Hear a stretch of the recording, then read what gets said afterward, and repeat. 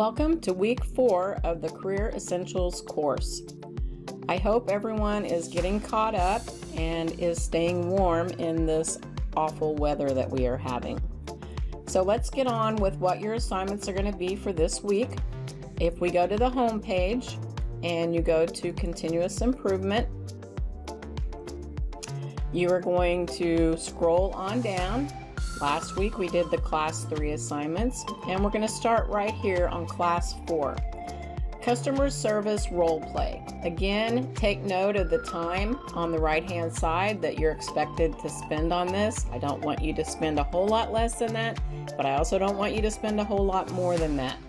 So if we go to that assignment, this one is in Canvas. The instructions read that you are to look over these examples, and then with a partner, a classmate, an internship leader, manager, someone, parent, that's fine too, do a role play to demonstrate how to use this model to resolve conflict.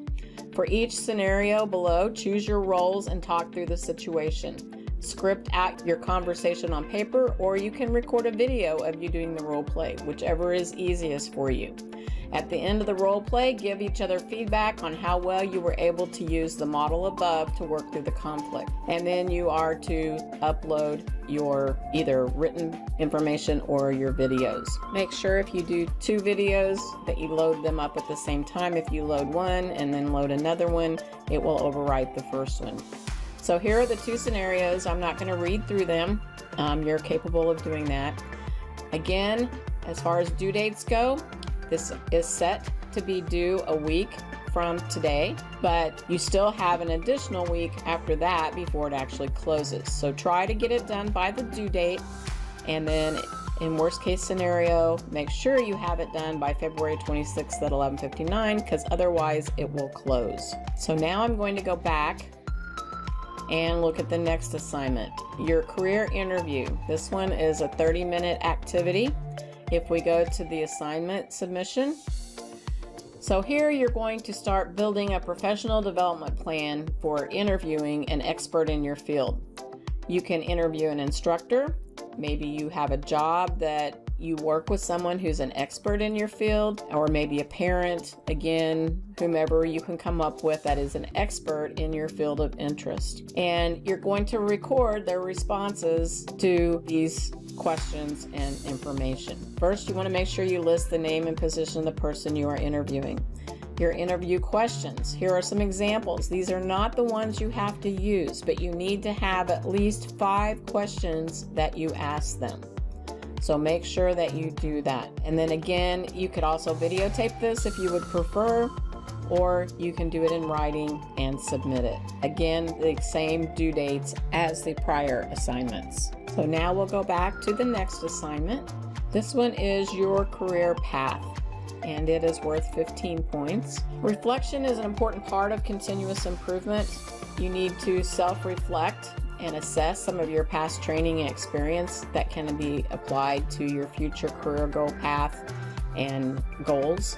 So review the following questions, and then you need to answer them. So you're going to write your answers to what is your career path, what courses have you taken that contribute to your program of study, what activities and organizations have you participated in, how can you manage any issues related to processes or systems in your work, what academic and technical skills do you need most to improve your work or course or study, what's your plan for developing these skills, and what licenses or certifications do you need for your work, and what is your plan for obtaining them.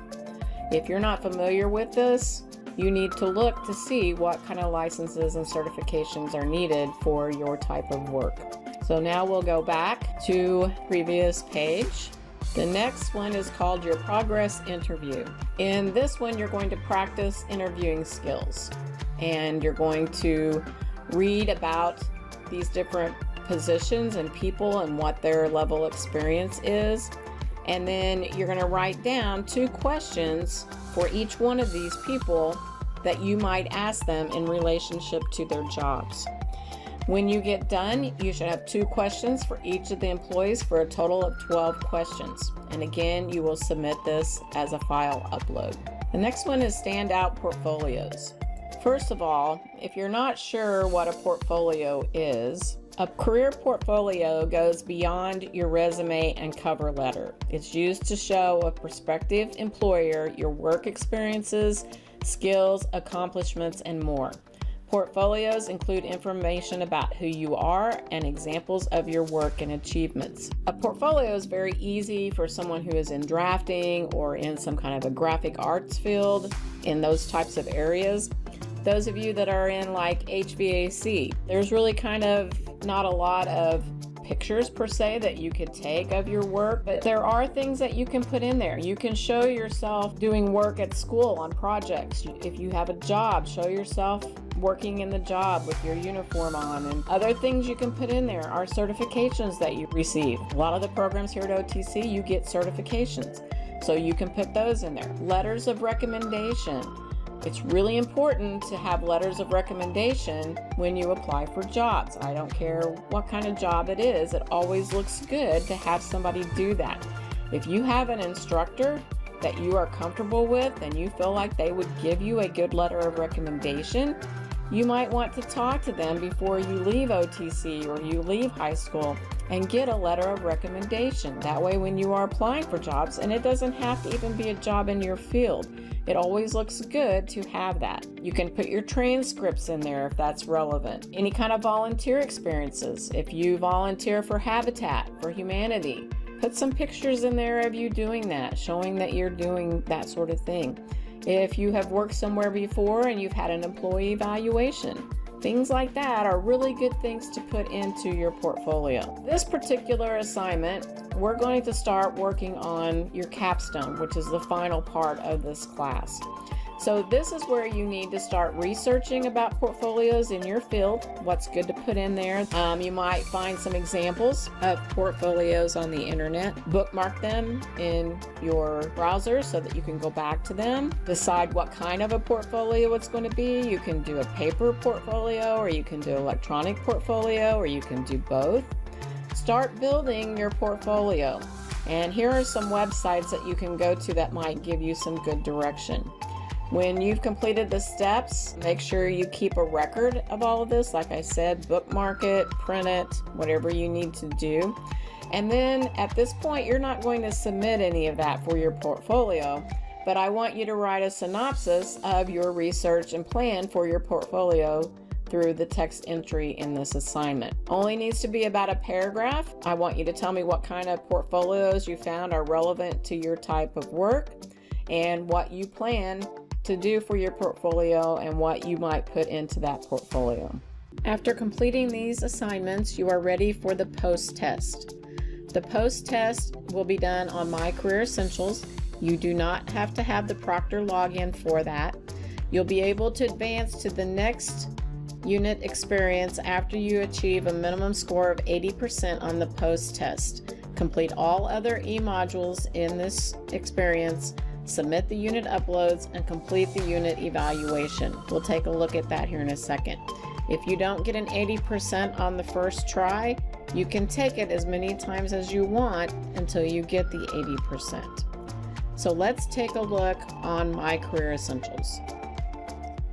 When I get into My Career Essentials, I'm going to go back to continuous improvement, and I will have had to at least go in and open each activity to be able to continue to move on through and participate in the modules.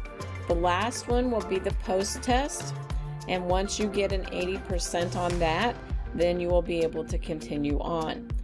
The next thing you have to do is you have to come over here to the evaluation, and you'll notice down here it says something about uploads. So if you click on that first one, all you need to do is go in here and upload just a blank document or any kind of document. I'm not going to go in and look at these. I'm just going to upload something, and I'm going to say save.